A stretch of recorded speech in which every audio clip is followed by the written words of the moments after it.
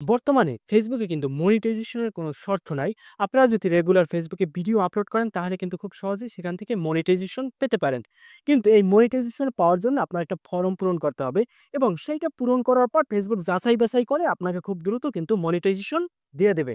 তো আজকের ভিডিওতে আমি দেখাবো কিভাবে আপনারা এই ফর্মটা সঠিক নিয়মে পূরণ করবেন। তো সেক্ষেত্রে পুরো ভিডিওটা দেখবেন এবং আমার চ্যানেল নতুন হয়ে থাকলে অবশ্যই চ্যানেলটা সাবস্ক্রাইব করে রাখবেন। তো এই ফর্মটা পূরণ করার জন্য আমি সরাসরি চলে যাব ফেসবুকে।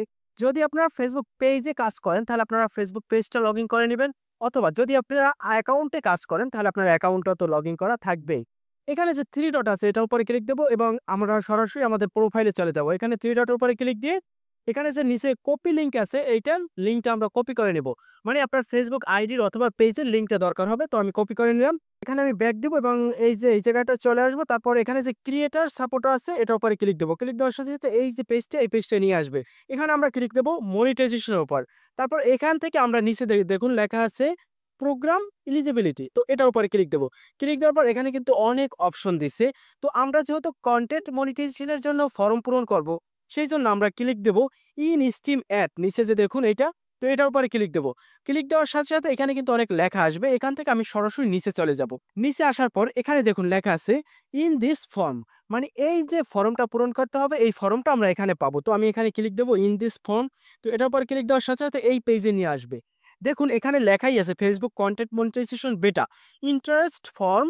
বিশেষ করে যারা কনটেন্ট মনিটাইজেশন পেতে চান, যে ইন্টারেস্টে আছেন এটা পাওয়ার জন্য, তাদের জন্য এই ফর্মটা। তো আমরা সবাই তো এটা পাওয়ার জন্য আমাদের ইচ্ছে আছে, কারণ আমরা ফেসবুক থেকে সবাই ইনকাম করতে চাই। তো এই ফর্মটা পূরণ করার জন্য আমাদের প্রথম যে দেখুন আছে জিমেল। তো এখানে যে জিমেল অ্যাকাউন্টটা আপনার ফোনে এমন একটা জিমেল আছে, এই জিমেলটা এখানে দিয়ে দিবেন। তো আমি এখানে একটা জিমেল দিয়ে দিলাম। তারপর আমরা যে ওই ফেসবুকের যে লিঙ্কটা কপি করছিলাম সেইটা আমরা দ্বিতীয় এই যে ঘরটা আছে এটা আমি পেস্ট করে দেব। তারপর এখানে যে নিচে দেখুন লেখা আছে আদার সোশ্যাল মিডিয়া।